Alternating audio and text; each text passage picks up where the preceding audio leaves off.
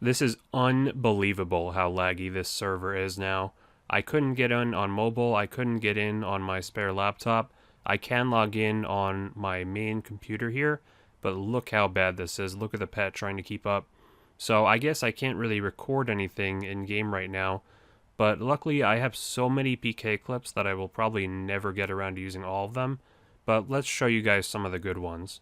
So in my video is this RuneLite plugin OP. I show off the stretch feature and I talk about how it might have some impacts on PKing. And I gave a really quick demo in that video, but I have some more clips of it now. This clip I noted for having pretty decent execution, not perfect. I'm sure you can nitpick some things, and if you're like a really pro PKer, you might still think, oh, this is awful, but I think I did a pretty good job here. One thing I really prioritize when PKing, especially with Entangle because of how often it seems to splash, is really just keeping close to the opponent. So whenever I use the Entangle spell, whether or not it splashes or not, I always click to attack with melee right after, because that'll guarantee that my character is going to keep pursuing. You could even see it there, like in this time I wanted to actually melee them after anyway, but even if I don't want to follow an Entangle with melee, typically I will just click to attack, as you see there, just to keep up with them. And there's even little things, like for example, maybe when I'm fighting them when they're frozen, sometimes I'll actually just go to the south side of them. And that's actually significant because it means you're starting the next entangle 2 squares to the south compared to being on the north side of them. So that can actually make the difference with them getting a gap or not. Here's the loot from that one. Definitely not too bad for a Callisto PK. This clip is a good example of how you might think someone at Callisto or somewhere in the wilderness might have nothing on them, and people say, oh, why would you PK that guy? He has nothing on him. Well, you never know. People forget things in the wilderness all the time. I accidentally brought like a 50 mil cash stack into the wild one time by accident.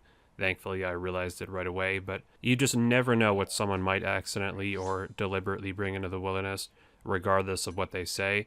One thing that actually became a problem here is I didn't have the Staff of the Dead equipped, and that meant that because I was filtering spells, the Zamorak Flame spell was actually not showing. So I have to wait for the staff to be re-equipped and then I can cast Zamorak Flames. The solution to this would be to uncheck the feature that hides spells when you don't have the runes for them, because the Staff of the Dead is considered a rune in this case. But that would show so many spells that it would almost be like I'm not even filtering the spells in the first place. So I just really think that the whole spellbook filter update could probably use a little bit of a update. You know, maybe you could only show spells that you select, for example, because I don't need all these bind spells and fire blast spells showing. I just want to use maybe 3 or 4. This guy had plenty of good Calllisto loot on him as well, 370k. Nice Renars there as well. So I know we're spending a lot of time at Callisto early on in this video, but I just have one more clip I really want to show you, and this is my favorite type of PK. I call it a summoning PK because I actually use the boss to my advantage, and this is something you can actually do at Callisto in certain circumstances.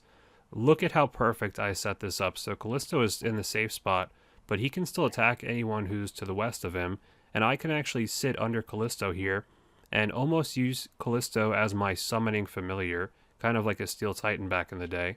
Callisto can be odd when attacking at a distance. He can wait a long time to attack people, but when he attacks you, it's going to hit hard. So now I got to be careful because Callisto can attack me as well, but look how perfect I set this up here. He is frozen smack in the middle between me and Callisto, and I'm safe from Callisto behind the tree. So really, again, it's like Callisto is PKing for me, and I just have to be really careful because now Callisto's getting closer and I don't want to die from Callisto either. Just staying kind of on the same plane as this tree here, directly south from it, should make me safe, while at the same time letting Calllisto continue the attack. And Calllisto can actually out DPS a PKer easily, but thankfully PVM damage doesn't really count. If a player does 1 damage on you and Calllisto does 1,000 damage, the player will always get the drop. Not the best loot from this guy, but I just love when things like that happen. Here's another summoning type PK, this time with the Mage Arena 2 demons, and it's pretty rare to find these PKs, but when you do, it's so fun because they have to either pray mage because of the demon or pray melee because of the DDS specs, and unfortunately, there's no good choice there, and this guy goes down rather easily. I like the look of the new Mage Arena 2 demons, although it's been a while since they updated them, but I just haven't done Mage Arena 2 since they have. Unfortunately, you can't use twisted bows against them anymore, which I thought actually made a lot of sense because they're obviously very powerful with magic. Combined with a small PK off camera, we got 612k, and a lot of that is the potions. It's so nice with the looting bag to take all these potions. It really does add up. Let's head over to one of my favorite bosses, Venenatus, and when you PK here, you have to be quick because they can either teleport instantly, and even if you do TB them in time, if they start running east, they can get a gap or get into single combat, so you really got to act with some urgency here. This Spider Hunter has a crossbow, so that's always a good sign for a PKer because you'll have that guaranteed ether, and the DDS coming through again.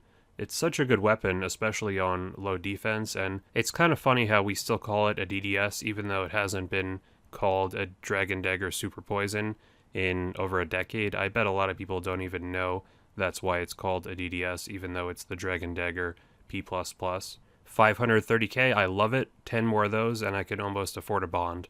So not everything always goes perfect when you're solo PKing. Sometimes you have to deal with some adversity here. This should be a pretty easy escape, thankfully.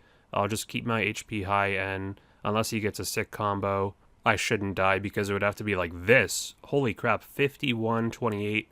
Nice vids to boot. Thank you for watching, and very nice combo as well. So you can see he timed that perfectly, the one-tick barrage AGS. Didn't even see it coming.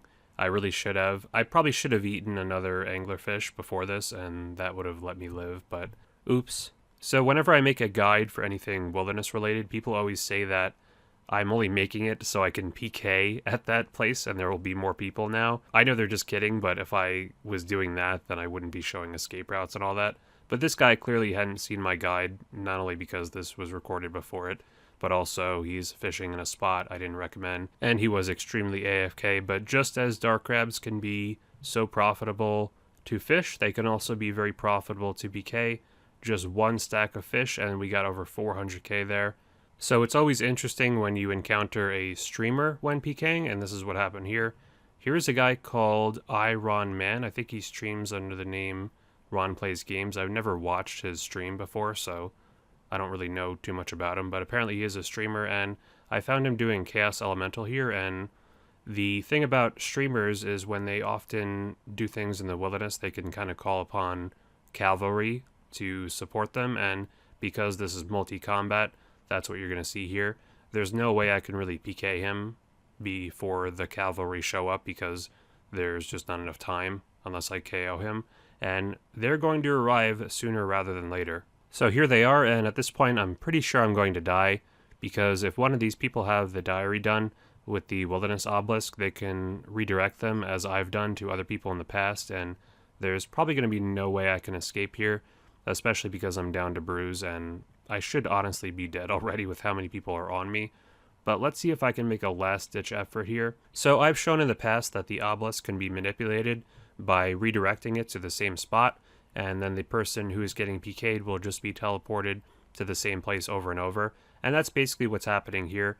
The best way to counteract this is just to spam click the left click on the obelisk, so it's going to take you to a random location. One of these locations might be single combat, or it might be a place you can teleport. It's not ideal, but because you can't operate the obelisk when it's charging, and you also will have the interface close on you every time you're attacked, it's probably the best option. So I actually had to give up on that because it wasn't working. There was just too many people. So let's try the old school escape here, up and down the stairs. Usually you're screwed when you're having to try a second escape route in the same PK encounter, but maybe if I can just keep going up and down here with all these people who really should just be manning one floor each, there might be a very brief window to log out if I mix up the stairs, and there we go, successfully escaped. So let's get some help from Calllisto one last time. Here's a very unsuspecting Veracer not paying attention, should have already been running southeast. That's okay though.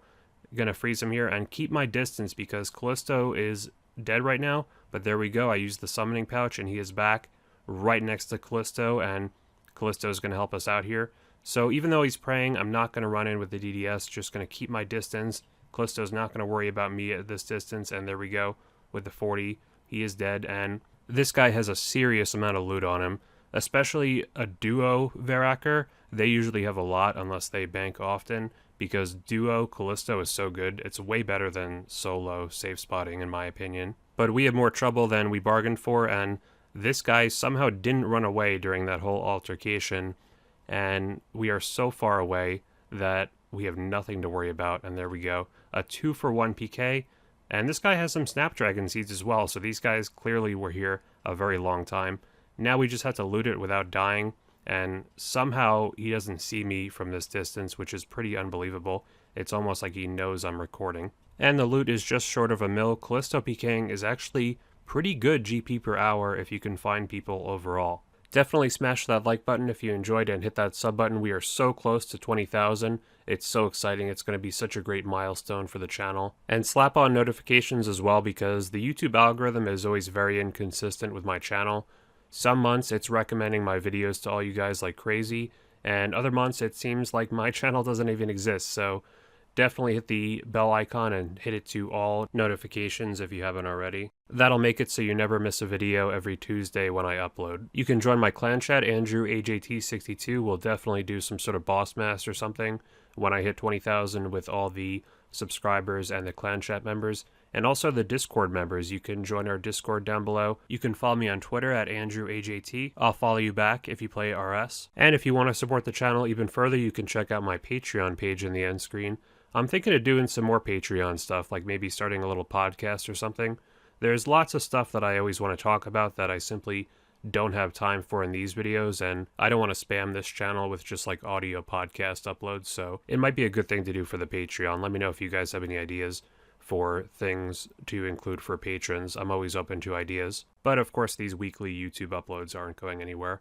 Thank you guys so much for watching, and I will see you all next week.